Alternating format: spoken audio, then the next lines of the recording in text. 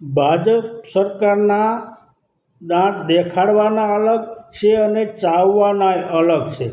કેમ કે હમણાં મગફળીની ખરીદીનું રજિસ્ટ્રેશન 1લી તારીખથી ચાલુ થયું. 4-5 દિવસ સર્વર બંધ રહ્યું ને જ્યાં માંડ સર્વર ચાલુ થયું અને રજિસ્ટ્રેશન થયું ત્યાં ભાયાવદર, ઉના, જસદણના હજારો ખેડૂતોનું રજિસ્ટ્રેશન રદ થયું.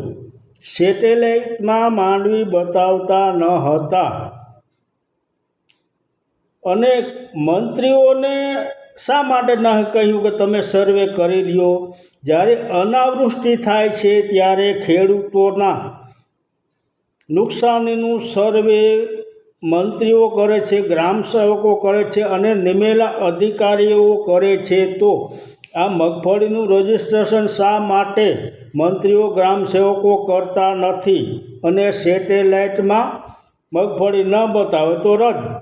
તો અનાવૃષ્ટિ કે અતિવૃષ્ટિ વખતે સેટેલાઇટથી કેમ જોતા નથી કે કયા ખેડૂતને કેટલું નુકસાન થયું? ત્યારે તો સર્વે કરવા મંડી પડો છો અને અત્યારે સેટેલાઇટથી સર્વે કરો છો. તો આ ભાજપ સરકારના દેખાડવાના અને ચાવવાના દાંત અલગ છે. માટે ખેડૂતો જાગો. હવે તાલુકા જિલ્લાઓની ચૂંટણી આવી રહી છે.